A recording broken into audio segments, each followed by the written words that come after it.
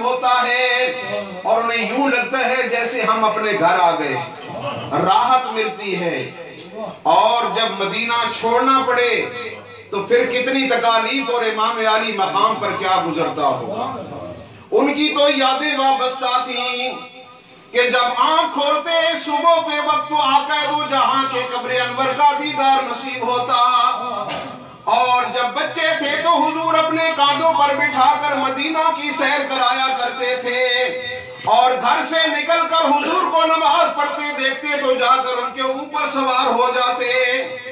مسجد نبوی کے در و دیوار سے ان کے بچپن کی یادیں وابستہ تھیں، اور جوانی بھی گزری اور زندگی کے اونچ نیچ دیکھے، لیکن ایک وہ وقت بھی آ گیا حضور نبی کریم صلی اللہ تعالی علیہ وسلم نے جو کچھ اپنی حیات ظاہرہ میں فرمایا تھا وہ پورا ہونے جا رہا تھا۔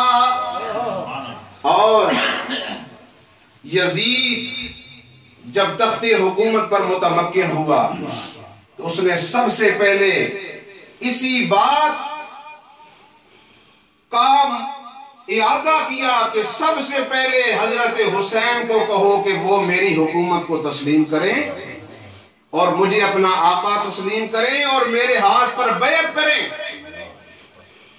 سیدنا امام علی مقام امام حسین رضی اللہ تعالیٰ عنہ اگر یزید کے ہاتھ کو پکڑ لیتے اور اس کو تھام لیتے تو رہتی دنیا تک یہ ایک ثبوت بن جاتا کہ شریعت کے خلاف چلنے والے کو اپنا بادشاہ بنانا اور اپنا مرشد بنانا حسین کی سنت ہے۔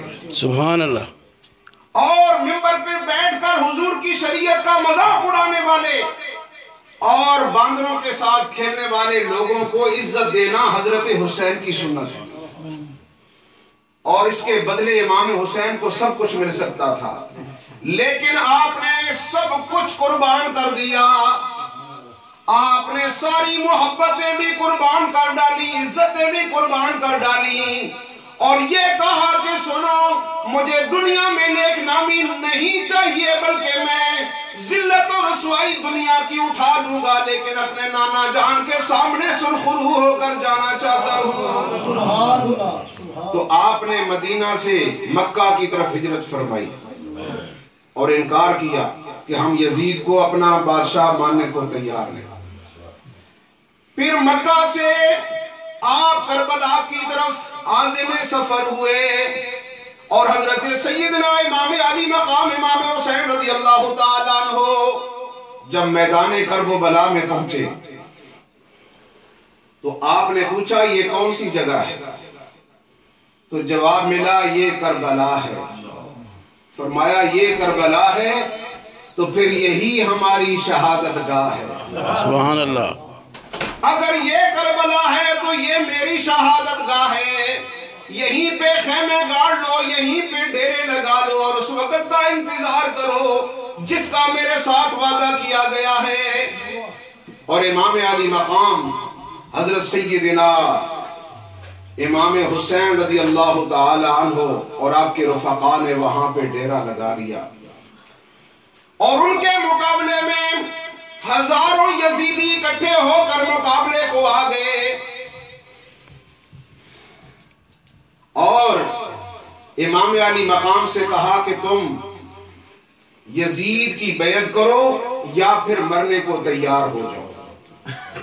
آپ نے 9 محرم الحرام کو فرمایا کہ ہمیں صرف ایک رات دے دو، کل ہم آپ کو اس کا جواب دے دیں گے۔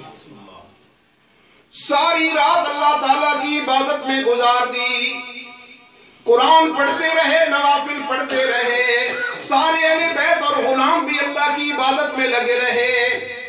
جب رات خوب چھا گئی تو آپ نے اپنے تمام رفقا سے کہا اے میرے دوستو، میں نے تم سے زیادہ اس روئے زمین پر آج تک کوئی وفادار نہیں دیکھا۔ تم مجھ سے اور آل رسول سے محبت کرتے ہو، میں تمہاری محبت کی داد دیتا ہوں، اور میں تم سے وعدہ کرتا ہوں کہ اللہ کے رسول کی تمہیں ضرور شفاعت نصیب ہوگی۔ लेकिन मेरी आजमाइश का वक्त आ गया। ये लोग मेरे खून के प्यासे हो चुके हैं और मुझसे डरते हैं, लिहाजा जब तक ये मुझे कत्ल ना कर लेंगे इन्हें सुकून नहीं आएगा। लिहाजा मैं तुम्हें इजाजत देता हूं कि रात का अंधेरा है, तुम सब चले जाओ और बिखर जाओ और हर ऊंट पर मेरे खानदान में से एक एक फर्द को साथ बिठा लो और चले जाओ। मैं तुम पर राजी हूं, मैं तुम पर राजी हूं, चले जाओ यहां से।